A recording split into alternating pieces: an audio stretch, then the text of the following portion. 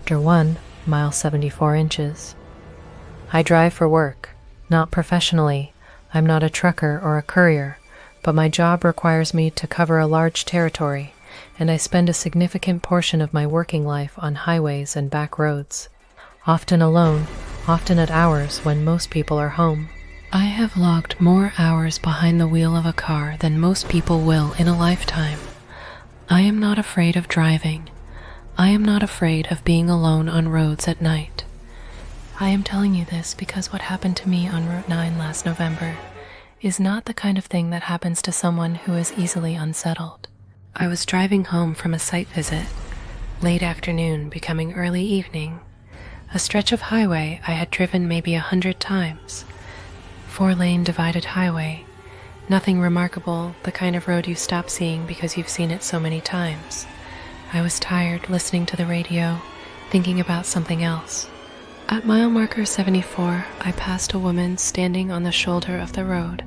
She was standing completely still, not walking, not flagging anyone down, not looking at a phone, just standing there, a few feet from the guardrail, facing the highway. I registered her as I passed, civilian clothes, maybe late 40s, no car visible in either direction, no visible distress. I thought briefly about stopping and then didn't, because it was almost dark and stopping for a stranger on a highway is complicated, and I drove on. About 4 miles later, I pulled off at a rest stop to use the bathroom and get coffee from the vending machine. I was in the rest stop for maybe 15 minutes. When I walked back to my car, I glanced at the highway, which was visible from the parking lot, and I saw a woman standing on the shoulder. I told myself it was a different woman. The highway was 4 miles from where I had seen the first one.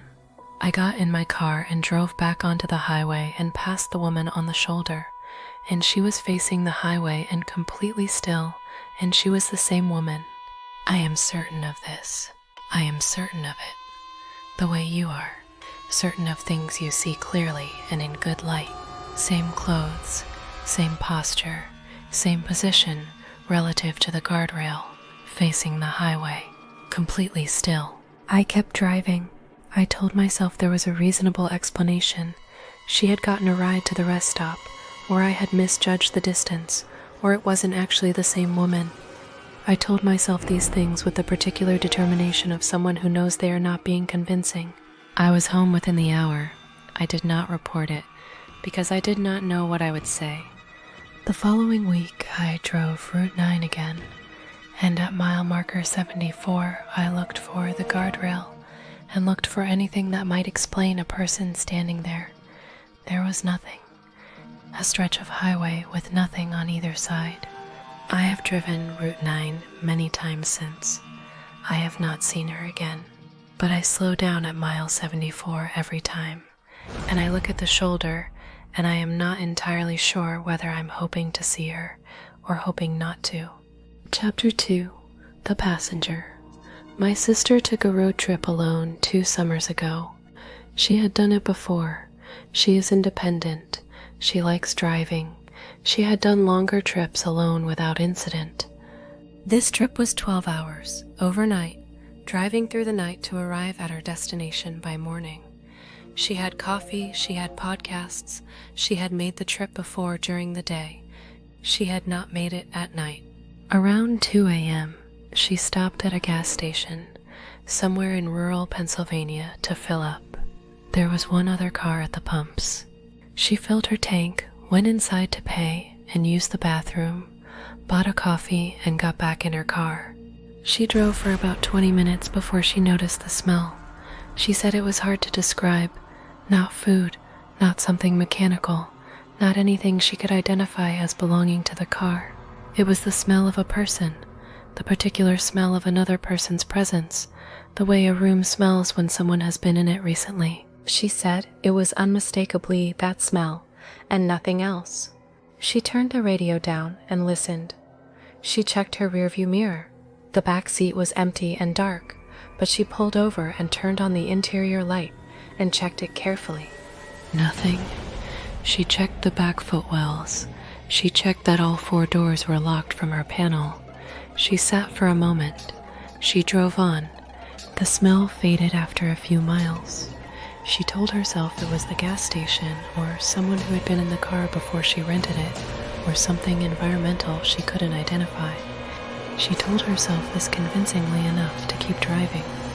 Then, somewhere around 3 a.m., on a straight flat stretch of highway, with nothing on either side, she felt weight shift behind her. Not dramatically, not the sudden movement of someone sitting up or leaning forward. The subtle, almost imperceptible shift of weight in a seat when the person in it changes position slightly. She had felt this thousands of times with passengers. She knew exactly what it felt like. She felt it now, in a car she was certain was empty. She did not pull over. She made a decision in that moment that she has described to me in various ways over the subsequent 2 years. It was not bravery, she said. It was the calculation that if there was someone in her back seat pulling over on an empty highway in rural Pennsylvania at 3 a.m. was not her best option, so she kept driving. She drove the remaining 4 hours without stopping. She did not look in the rearview mirror for those 4 hours. She called me when she arrived and talked for an hour about nothing in particular, and I did not understand until she told me later that she was simply not ready to be alone in silence yet. She returned the rental car the next day. She did not mention the smell or the weight shift to the rental company. She told me she has not rented a car since. She said that if she is being honest, the thing that stays with her is not the smell or the shift. It is the decision not to pull over.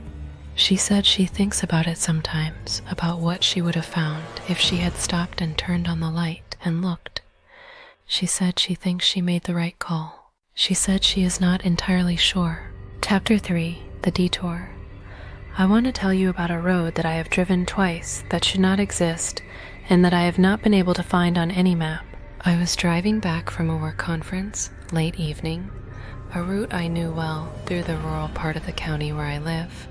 I had driven it dozens of times. There is one stretch, about 8 miles between 2 small towns, where the road is straight and flat, and there is nothing on either side except fields and the occasional farmhouse set back from the road. At some point on this stretch, I could not tell you exactly where, because nothing looks different from any other point on it. I noticed that the road had changed. Not dramatically, not suddenly. But the road I was on was not quite the road I had been on a moment ago.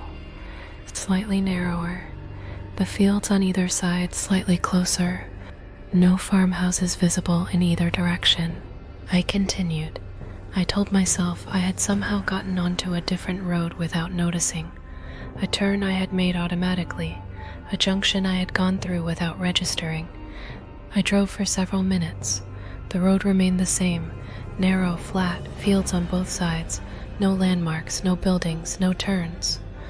After a while, I came to a crossroads, 4-way stop, no signs.